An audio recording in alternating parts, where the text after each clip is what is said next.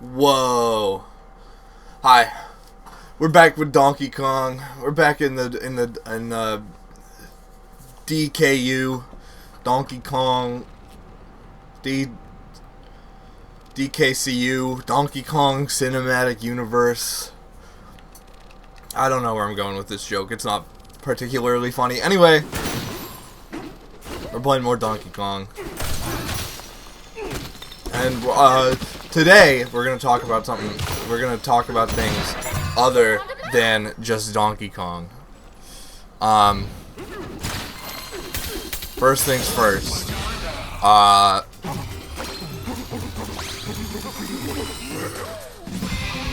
guess I should get my bearings first and see what we're doing here. And then yeah, there we go. Ooh, we got a music disc. Like from Minecraft.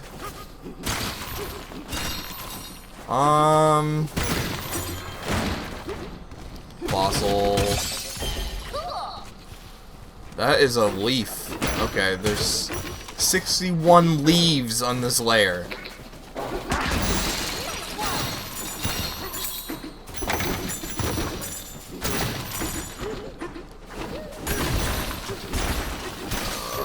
Hello. Thank the tones for friendly faces. We need your help. 3 scoundrels from something called Void Company stormed through here not long ago. They took all of our bananas and then took off. Will you save our day by chasing them away? Okay. Rock on. You're the best. We knew you'd say yes. Those scoundrels headed toward Long Neck Plateau, just past here. We hope everyone is okay. That didn't rhyme. Those brutes took our bananas. Okay, we gotta go. We gotta go get those back. No, there's not. Whoops. Secret. What did Donkey Kong just do? Okay, whatever. Donkey Kong was just like, no, no, no, no, no, no, no, no, no, no, no, no, no. For whatever reason.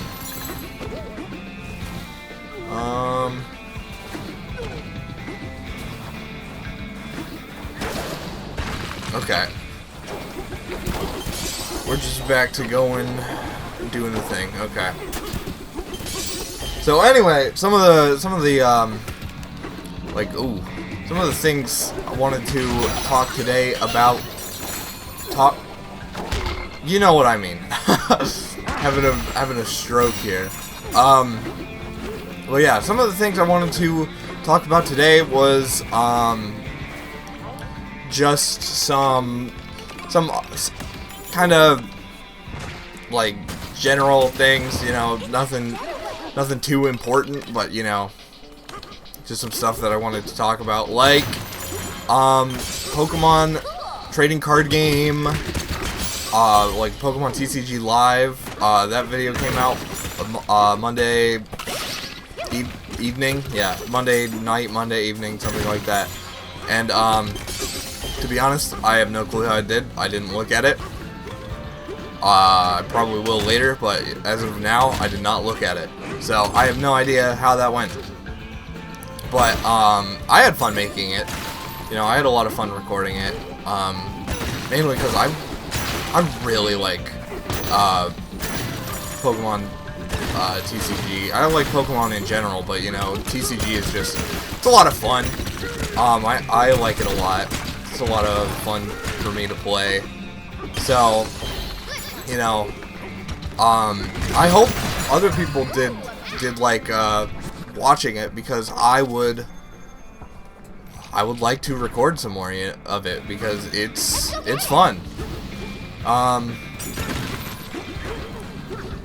But yeah, like I said in that video, if you watched it, the plan is there will probably be one of those videos like once a month, once every 2 months. Most of the time, just whenever there's a new season, I'll do a video, like start of a new season. I'll make another one of those videos, just just because, you know, show you what kind of decks I'm running this season, that season I mean, and you know, how to play around the current meta and stuff. Because that's what I like doing when I play that game. Is I like to build things that aren't meta. You know, I like to build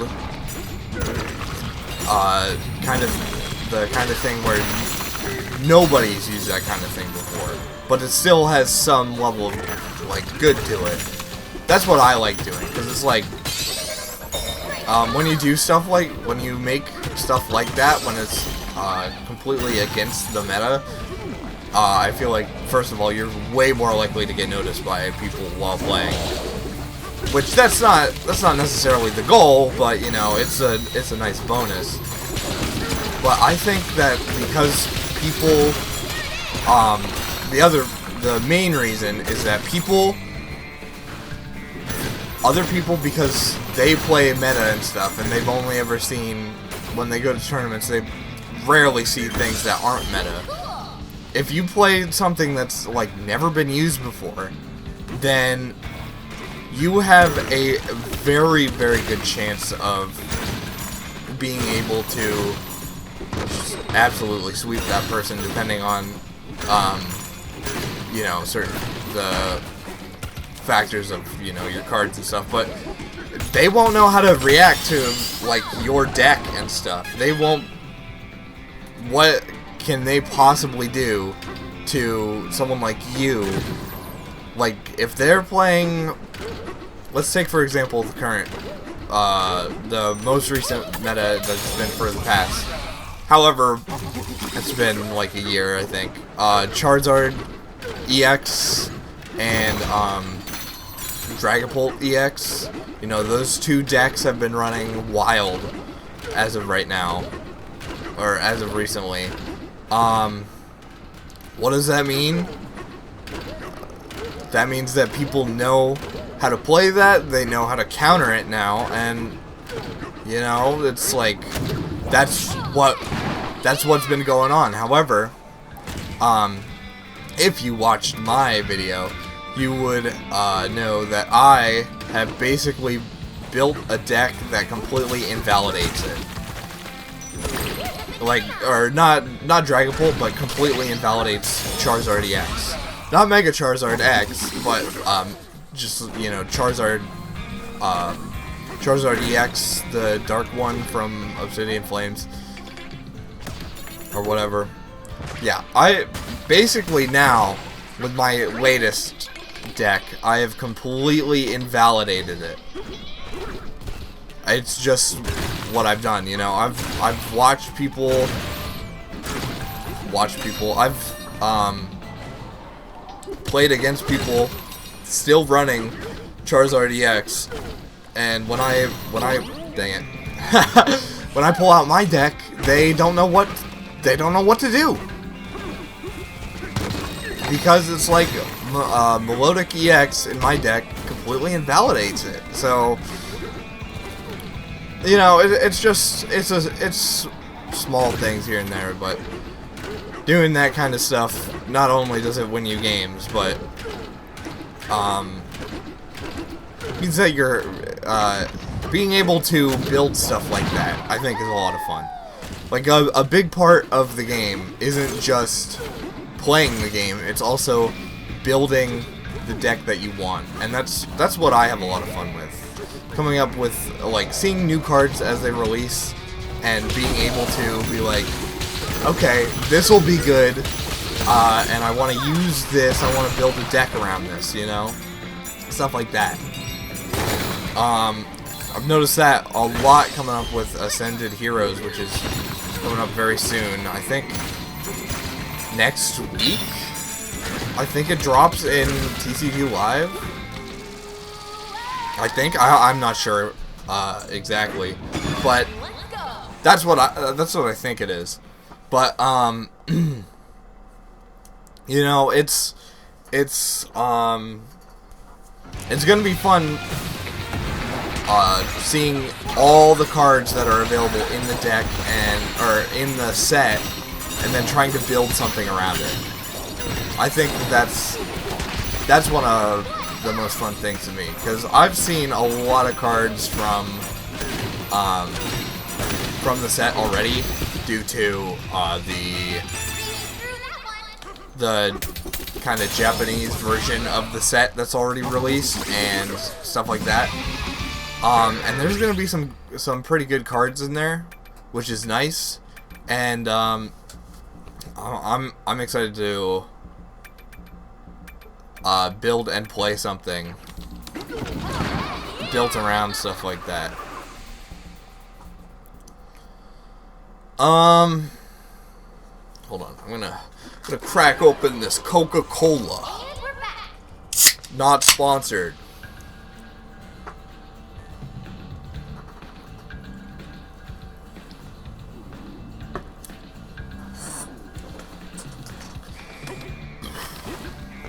Okay, what else? Perfect Order, the set that's after Ascended Heroes. Pre-orders for that stuff came out, and a couple cards have been revealed. Doesn't look like anything crazy. It looks to be sort of like another case of what Shrouded Fable was with Scarlet and Violet, which is a set not known for its for its illustration rares and things like that, but more so playable cards, because that is a major thing of Shrouded Fable. It was huge in the aspect of there were a ton of solid playing cards in that one. Things like Power Glass, which has been recently making a huge comeback. The whole Duskull line, that's been played a lot. That originated there.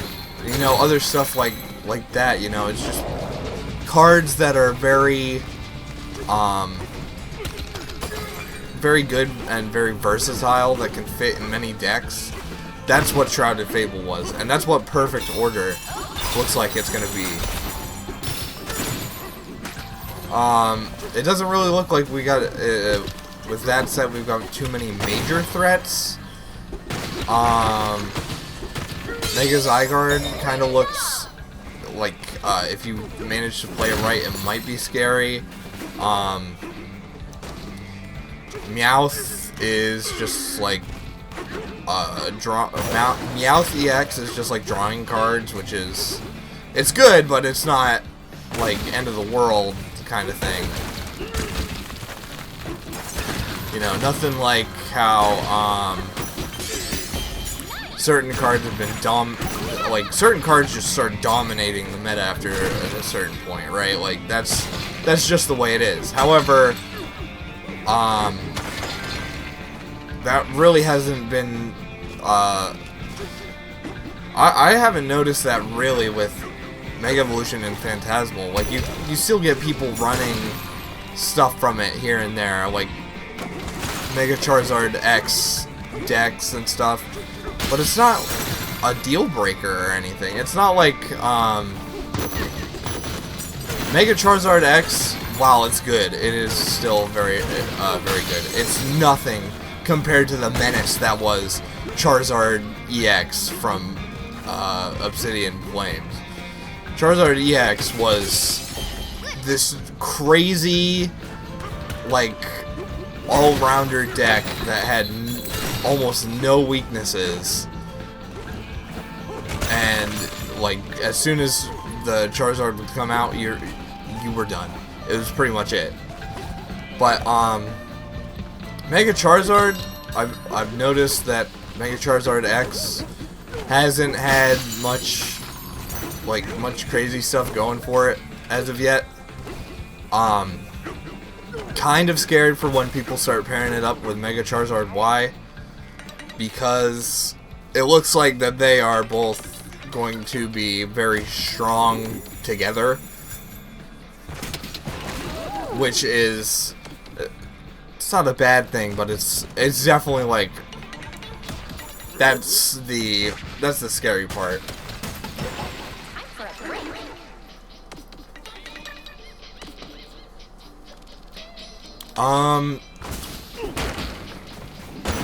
I think that pretty much wraps up what I wanted to talk about with Pokemon. Like, you know, the 2 new sets coming out. Ascended Heroes is going to be something very special, but Perfect Order, it's just going to be a bunch of playables, and that's nice. It's nice to have those kind of sets once in a while for players. Yeah, I think that does clear up everything I wanted to talk about TCG.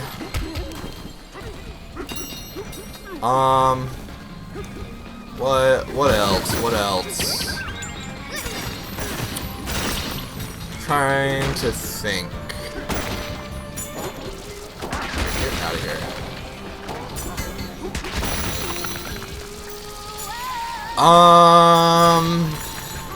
I guess we could talk about new game releases. I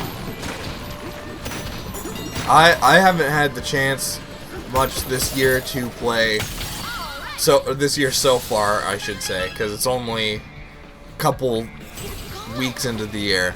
But I haven't had much time to actually try out any new releases, because, well, I've actually been working my way through Majora's Mask recently, because I've played it a bunch, but I've never beat it, so I decided that I would take like the end of this week to actually finally do it. And it's going pretty good so far.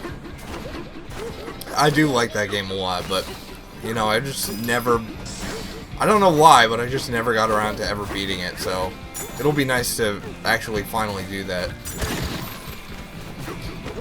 What else have I been playing?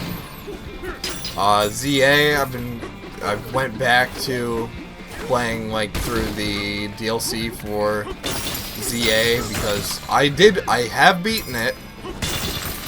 I've beaten the whole game, the whole base game, and I've beaten the DLC. All that I don't have done right now is the hyperspace Pokédex. Ooh, I like this stage. This is a very cool challenge stage. You just got to destroy as much as possible within the time limit, which I think is a lot of fun. But yeah, I haven't completed the hyperspace Pokédex because mainly because of the very stupid thing that is special scans. You know, getting certain Pokemon isn't possible without special scans, like Baxcalibur and the Baxcalibur line, and I know you can get Gimmighoul and Gholdengo through a random side quest, but there's a lot of just like side quests and a bunch of legendaries and stuff, and I do like that. I do appreciate that there are, you know, a ton of legendaries back from other games, but I do find the choices that they made kind of weird. Like, for some reason, most of the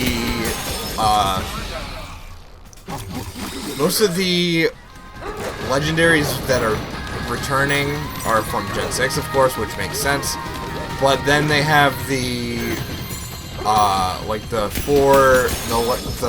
are they? The legendary swords or whatever from Gen 5. You know, like Keldeo, Terrakion, I don't know how you say that one, so I'm not going to say it again, just so that I don't get flamed in the comments. Flamed by other people. But, you know, for some reason, those 4 are just in the DLC for whatever reason. I don't know why. What is going on with my hair here? Dude. Okay. My hair is doing something weird. Okay, whatever. What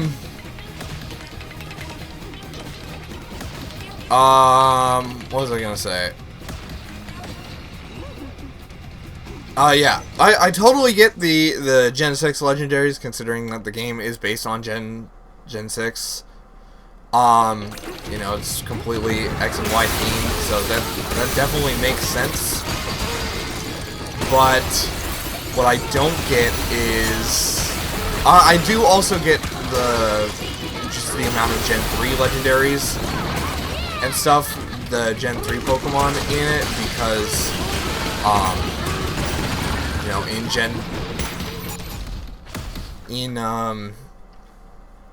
the Gen 3 remakes, they had, you know, Mega Evolution as well, and Gen 3 was remade in Gen 6, so it makes sense. But I don't understand why the Swords of Justice, I think that's what they're called, from Gen 5 are in the game when it doesn't really make all that much sense.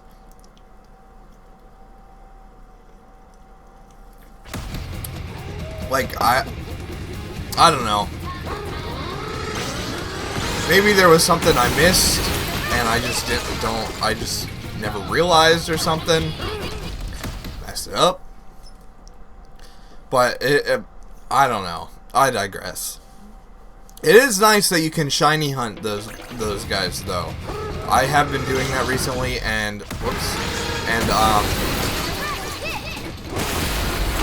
while I wouldn't say it's the easiest thing in the world, you do have to know where you gotta go for to be able to despawn and respawn them. Okay, we just gotta go straight shot into it. What was I saying? Yeah, it's been nice being able to shiny hunt them, because it's been so long since you could, like, shiny hunt legendaries in Pokemon games.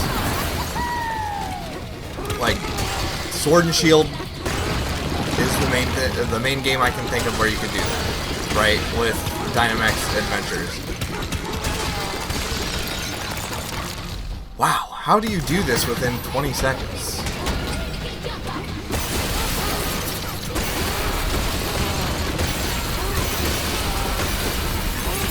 I do not know how you do that with oh my gosh!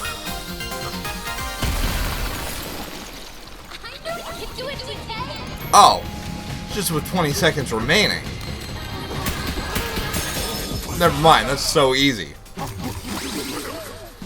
I don't know what, okay, I don't know what I was thinking, but apparently I'm stupid. Yeah, we can get this. Yeah, it's been since, like, Sword and Shield, since you could properly shiny hunt legendaries, certain legendaries, and even then, in that game, you could not shiny hunt all of them. It was mostly, like, just the box legendaries, and a couple others, but, like, Swords of Justice were no-go. What else was it in there? I think it was mainly just that. Swords of Justice had, like, plot things going on, so you couldn't shiny hunt them, but now you can. Except Keldeo, you can only get that from completing the Sword and Shield Pokedex and its DLC's Pokedexes in Pokemon Home, which I have been working on. Speaking of which, that reminds me, I need to check Pokemon Home at some point, because I need a specific Pokemon, and for my dex, and, like, no one, I don't think anyone I know has Sword and Shield, so I don't think I can realistically get like Alakazam without trading for it in the GTS. I'm gonna do that right now, real fast. Okay, back to the game. What else is there? Mario Tennis comes out. Mario Tennis Fever comes out next month. I actually am kind of looking forward to playing that game. Mario Tennis Aces kind of sucks. It's not bad. Like, it's... Well... There's levels to this, okay? It's not bad in the sense of, like, polished video games. It functions well. There's no game-breaking bugs or anything, you know. It functions how it's supposed to. So, it's good in that aspect. But in terms of, like, a Mario Tennis game, there's not a lot of character. Which I think defines Mario Tennis. You know, because... First of all the Mario sports games are very, they're very like character dependent, you know. Very like, hey, we got Mario in this game, and that's why you should play it more above other sports games, right? Like Mario Golf.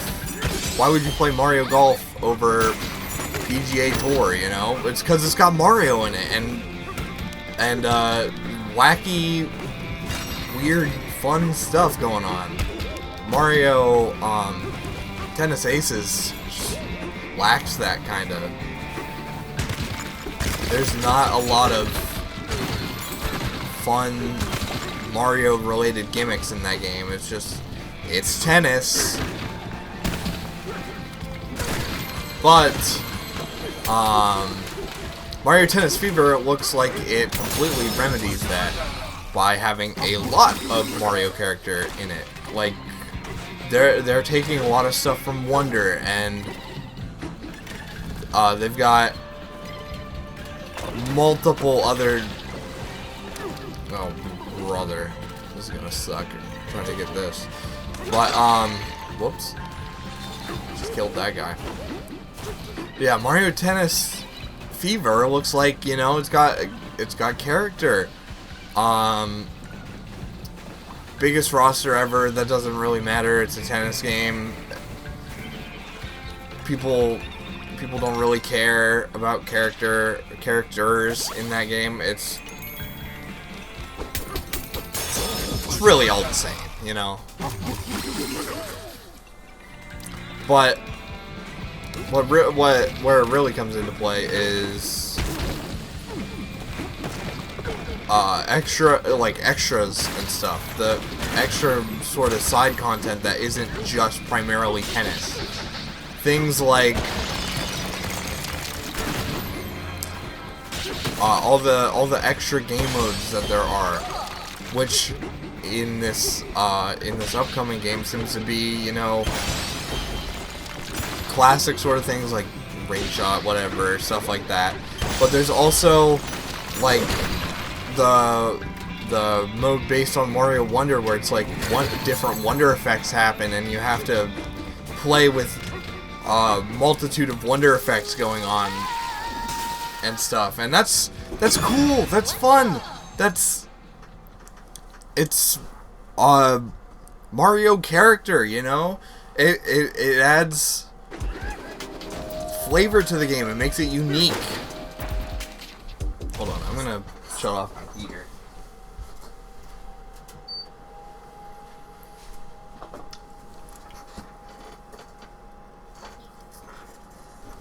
Okay.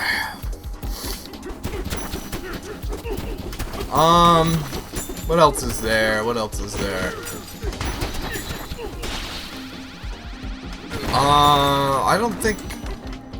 think it was yesterday, but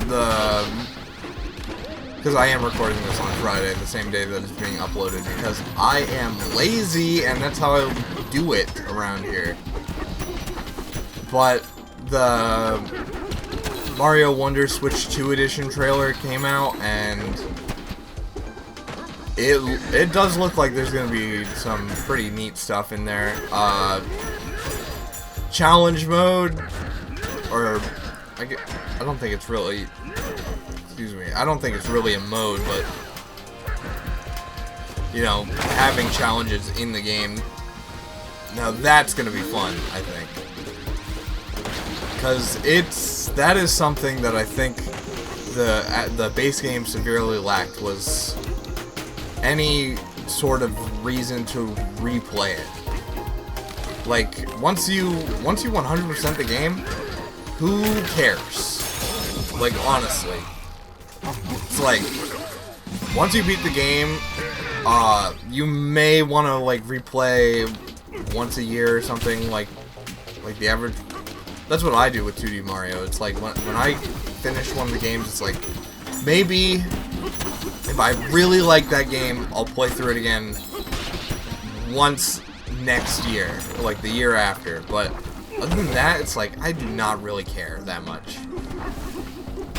So having a challenge mode is going to be nice, so that it adds some extra layers of content to it.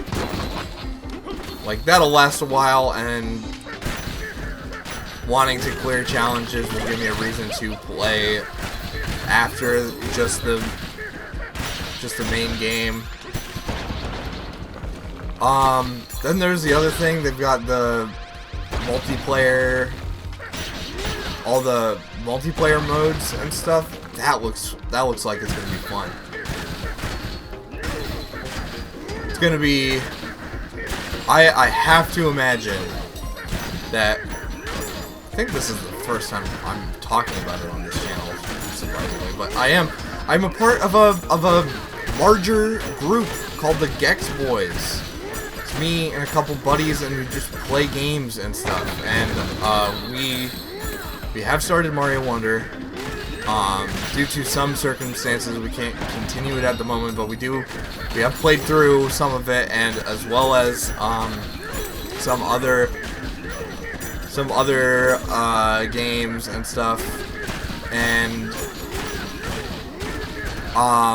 Mario Wonder, having now with the Switch 2 edition, now having like a huge vast majority of multiplayer stuff to go to, is going to be a lot of fun for us, I think, because one of the games that we most recently 100% completed was on the channel was New Super Mario Bros. Wii, which is, you know, notoriously the multiplayer game of all time, because it's just like screw your friends over the game. And that's what we did. That was the whole game for us. That was all of New Super Mario Bros. Wii for us. So with the addition of more multiplayer stuff in that game, it's because they removed most of the things that made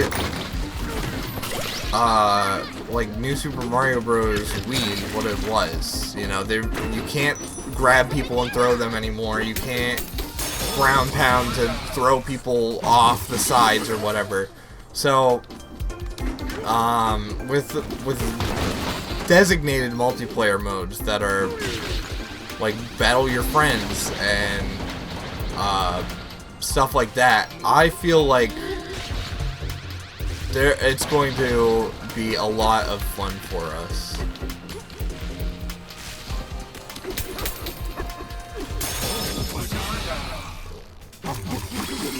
Okay, that was a pretty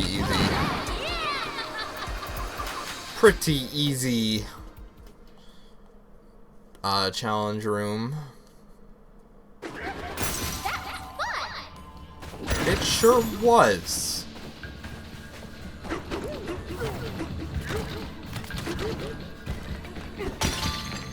Whoops. I don't think I was supposed to murder that guy.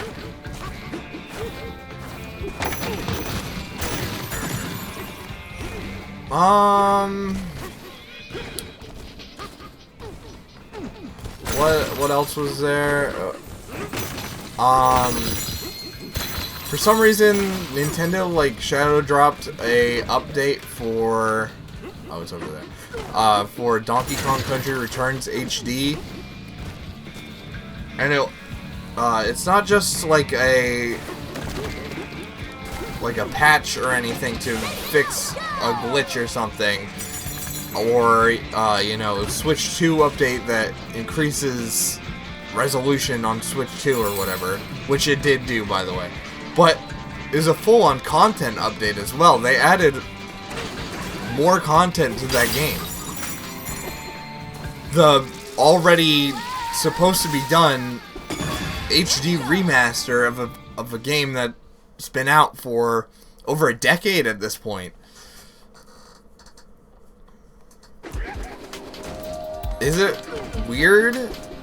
Kinda, but like, I don't know what this might mean for other games. What I want it to mean is that Nintendo's going to update other other Switch 1 games with maybe not extra content, but you know, at least give them resolution or frame rate increases, because some games really need it.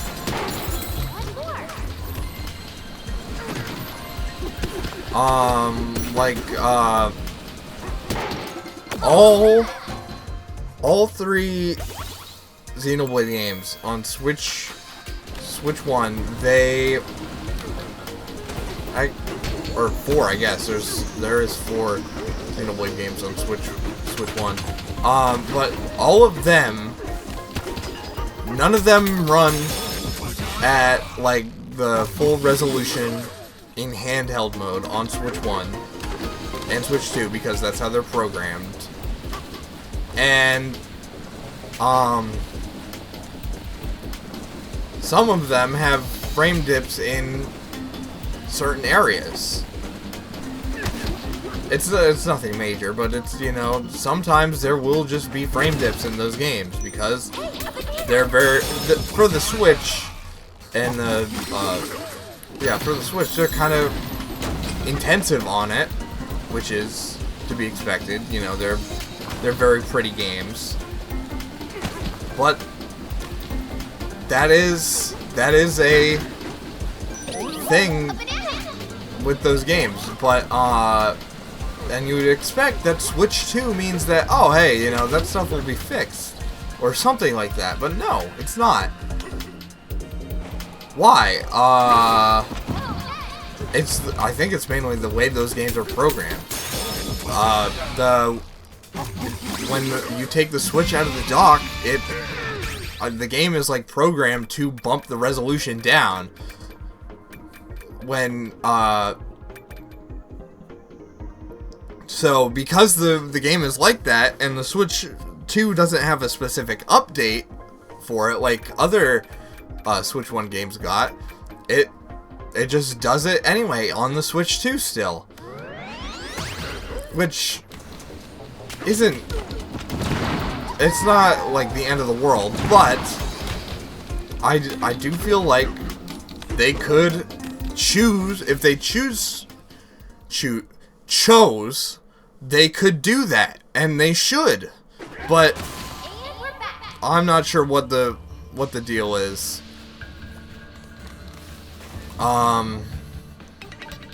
It might be because I think Monolith Soft is working on a new project, which I'm very excited for, by the way. I hope that gets revealed soon, because I am craving more of whatever they've got cooking up.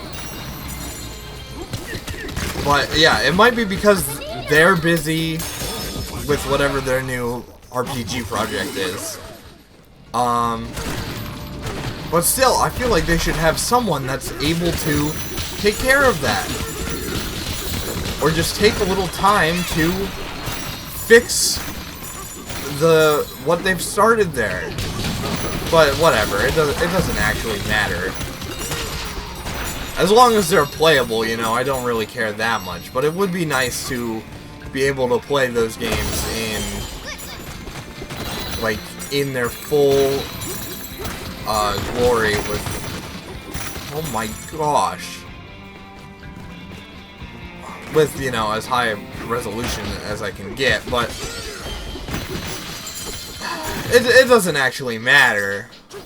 It's just something that I would want. And with this random post-launch update for Donkey Kong Country Returns HD, a remaster of a remaster of an already old game, a remaster of a remaster, technically, and they just added some extra content and also gave it Switch 2 benefits. Like, okay.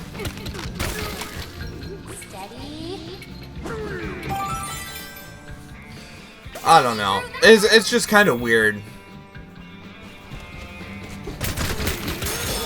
It might... I think it probably doesn't mean anything. I think it's just Nintendo doing Nintendo things.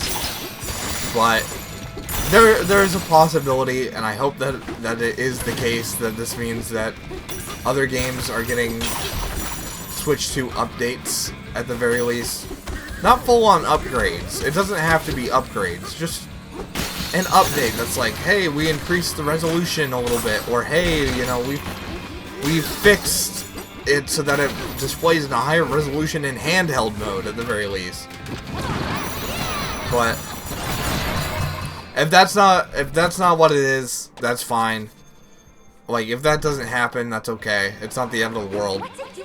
But I would like it, you know.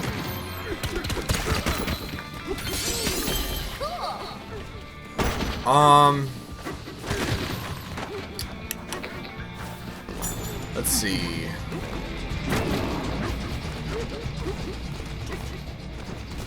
I think that's really about all I have to say about that. It's just kind of odd that it happened. Hey there, big fella. You're pretty amazing. You know that? You smashed through 30,000 something of stone in this layer. That calls for a little reward. Here, have a celebratory banana. Okay. I'm not complaining.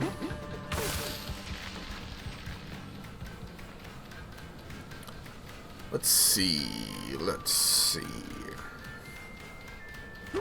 Nice job. And nice view, too.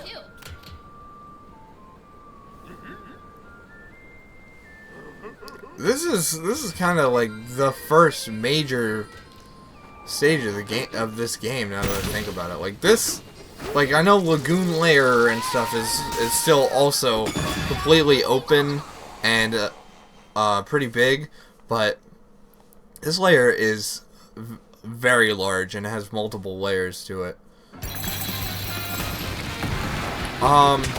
So how does this work?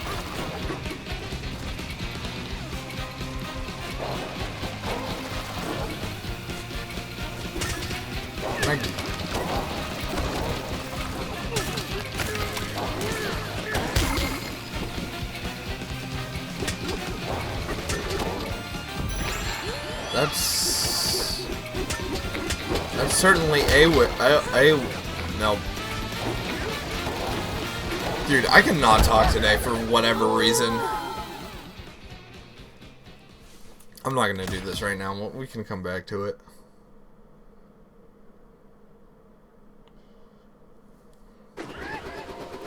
There is other stuff going on.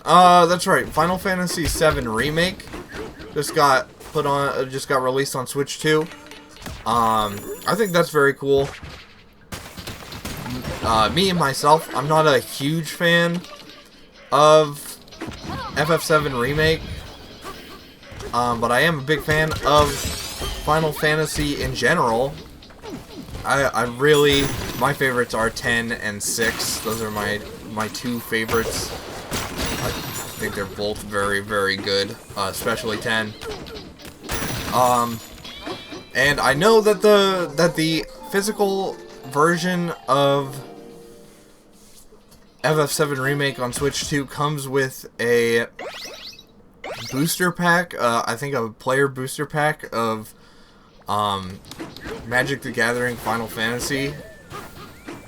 And I also have never played, I've never,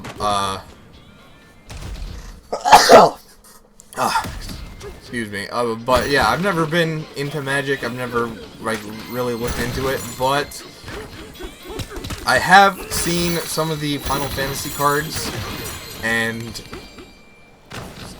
some of them are absolutely amazing, and I would love to have a bunch of them. So, I did pre-order it, the Switch 2 version of FF7 Remake. I have beaten FF7 Remake, and it's not a bad game by any means. It's just I'm not a huge fan of FF7 in general. It's good, but I don't know what it is about it. I just don't find myself too interested in it. I will stand though that Sephiroth is awesome. He's a very cool character. My personal favorite villain? No, not at all, but he's still very cool. Where am I supposed to be going? I have no clue.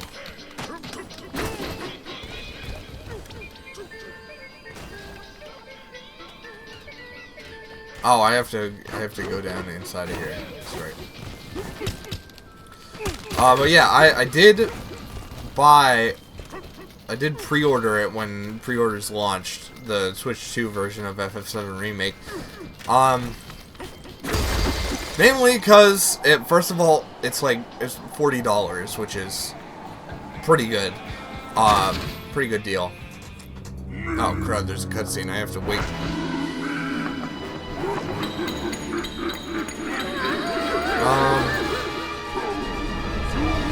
It's this guy again, and there's this thing.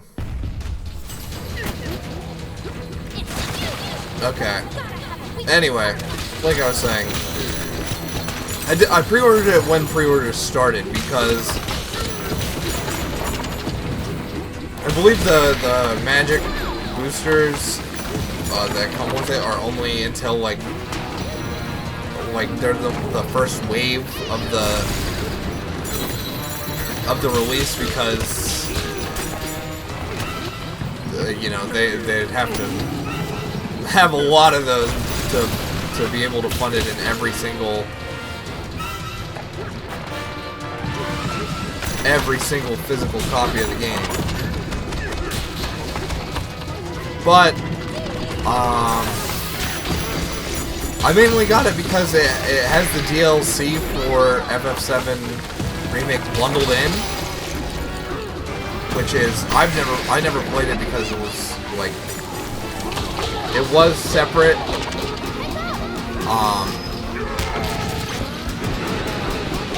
Like the way I went was I played it through the PS4 release on my PS5, so I had the whole resolution upgrade and everything from the PS5 version through the PS4 disc, but I never bought the DLC, so I never played that, but I did play through the whole base game.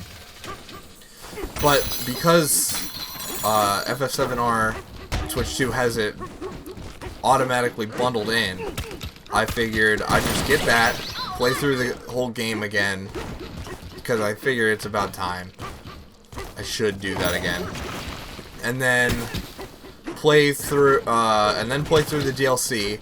Plus, I have an opportunity to get some really cool cards with the magic booster that comes in it, because there are some awesome cards.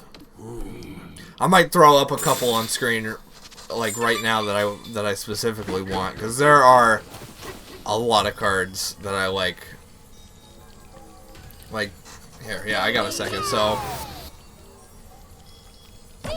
oh. I did not know that you could shake the controller and Donkey Kong would do the thing. Anyway, throw up a couple cards, me, in the future. But yeah, that's kind of my thought process, you know. Be able to play the DLC, have the game portably, which will be nice. And, you know, just, give the game another chance and stuff. But that boss was very easy. The bosses in this game are not hard.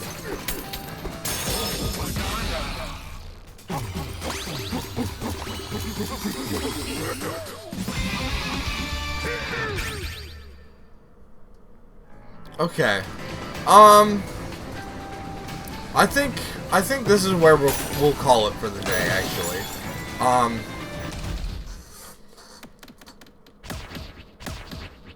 Depending on how much this is edited afterwards, this might be a little shorter than usual, but we're making good progress. We're almost done in Canyon Layer. We got like one more sub-layer after this sub-layer, I think. I can't remember. It's been a while. But yeah. With all that said, I will see you guys on Monday for finally Xenoblade 1 Part 2. And yeah. Okay. Goodbye, everyone.